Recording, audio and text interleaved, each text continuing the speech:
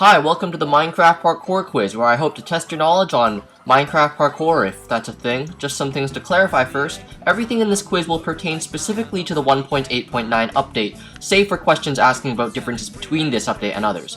Also, unless otherwise specified, this quiz involves vanilla Minecraft Parkour exclusively, without the use of potion effects or command blocks or any such gimmicks. Hope you enjoy, and good luck, because I'm guessing nobody studied, I didn't either. Question 1. Which of these jumps is the most difficult to perform? To word that another way, which setup is hardest to squeeze between? I'll give you 5 seconds for each question to decide.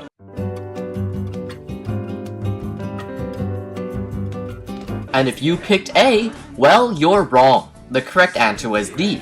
We can prove how tight a squeeze each of these jumps are using our coordinates. The amount of space between each block is as follows. For choice A, where you jump between a fence and a cobble wall, you must remain between a space of 0.025 blocks width. For choice B, between a fence and an iron bar, your wiggle room is 0.275 blocks width. For choice C, between two fences, you get 0.15 blocks width worth of space, and for the correct choice of D, there is a mere 0.024 blocks width of space that allows you to pass through. That is 0.001 blocks worth of space tighter than between the fence and cobble wall. So next time you need to up the difficulty of your parkour map ever so slightly, just upgrade from a fence to cobble wall squeeze to a double trapdoor one. Question 2. This isn't a question, but rank these 3 different quad jumps in order of difficulty, from easiest to hardest. The starting point of each jump is from the iron block with the red clay underneath it. The iron block with the green clay underneath it is where you must land. Once again, 5 seconds.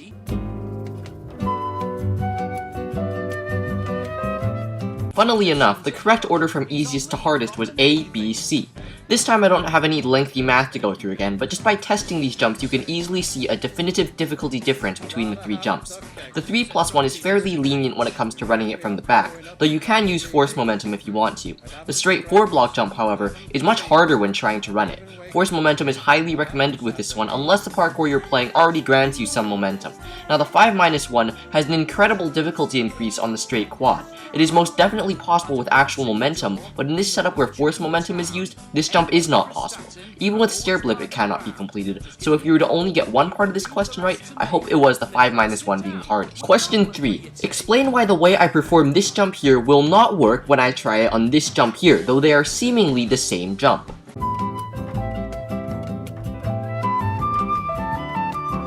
While it's true that both jumps are single neos, they are facing different directions, which actually makes a difference when performing the jumps. The jump that I could complete successfully was facing towards the Z-axis, while the jump I failed was facing the X-axis. This is because, in the simplest way I can describe it, you are allowed to hug up closer to the wall of a Z-facing neo than you can in an X-facing neo. Watch either of my 2 previous videos here for a more in-depth explanation of how X and Z-facing neos work. Question 4. List as many different methods as you can to complete this jump, starting from the far end of the red clay ladder to the far end of the green clay ladder.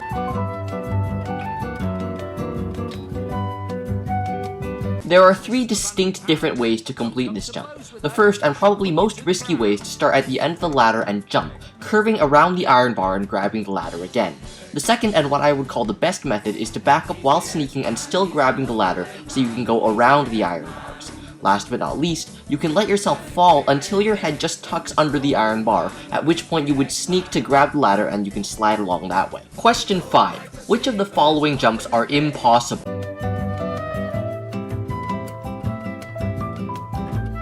Actually, I'll give you another 5 seconds because this one's a lot to take in.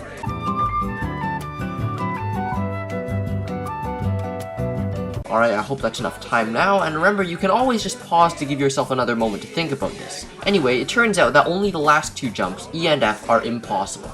To get this question right, you probably need to have already had a strong understanding of the 3-block ceiling property, and another silly Minecraft mechanic that makes no sense. What being under a 3-block ceiling does is it hampers your ability to jump great lengths. Your head will hit the ceiling when you jump and you won't get your maximum distance. It makes quad jumps impossible without momentum. However, even though there are 3 BCs in this setup, most of them can be avoided. For the first jump, there is no 3 BC, it's a 4-block ceiling, so there's no disadvantage here at all.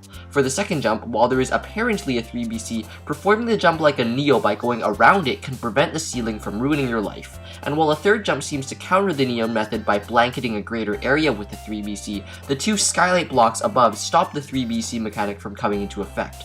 The 4th jump can also make use of the Neo method, though you must conform exactly to the pointed shape of the ceiling and stay in that line for at least the beginning of the jump.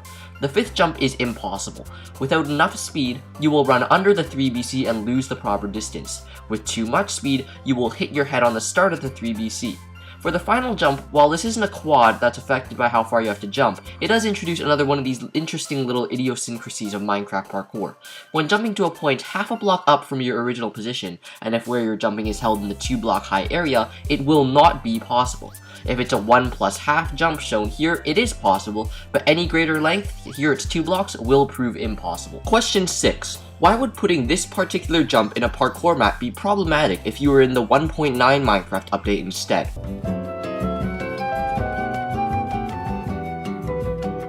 In 1.8.9, single iron bars and panes that have no lateral contact will form an X or a plus sign shape shown here.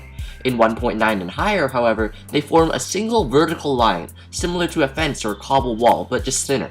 So in 1.9, this jump basically doesn't exist at all. Also, if the server you're playing on allows both 1.8 and 1.9, plus-shaped panes will cause lag back for this reason. Question 7. Which slime block setup will not allow you to bounce at all?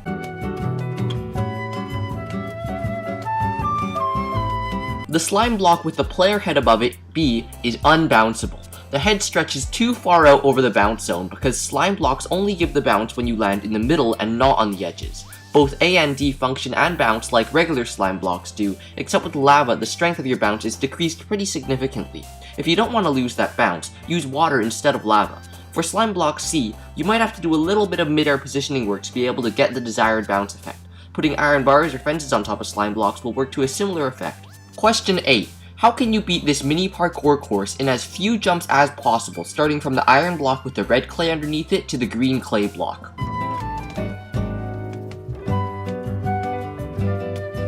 While you can beat this all in 2 jumps by skipping the slab block and going straight for the 3+1s, you can actually minimize your efforts with only a single jump, that being the ladder Neo. Of course, it probably is the smartest and safest idea to just do all the jumps as they're given, but we want to look cool, right? Question 9. Which of the following jumps requires you to use your spacebar?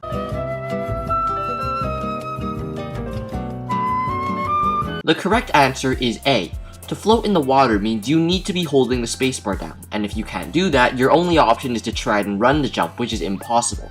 Setup B is made so that if you simply run down the slope, your speed will carry you over the 1 block distance. Setup C takes advantage of the way iron bar placements work. You can simply sneak around what appears to be an iron bar Neo, because when it's placed against the wall like it is, it's thinner than the iron bars that you're walking on. Question 10. This is the final question. Is this jump possible? Here's your choices. A. Only if it's Z-facing. B. Yes. C. We cannot yet tell with the given context. Or D. No.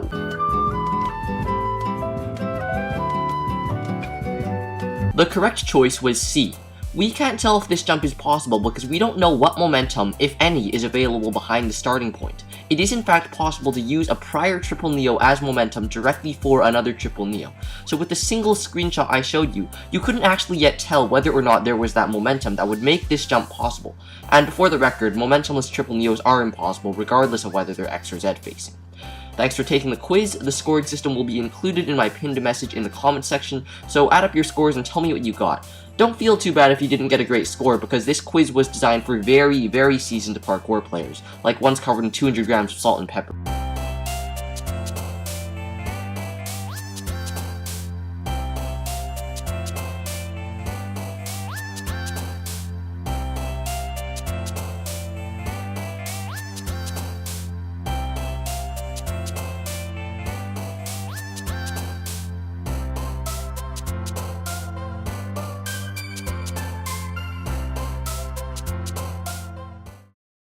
Yo, shut up!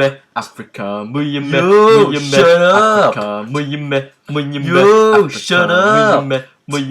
Africa, Yo, shut up! Africa, Yo, shut up!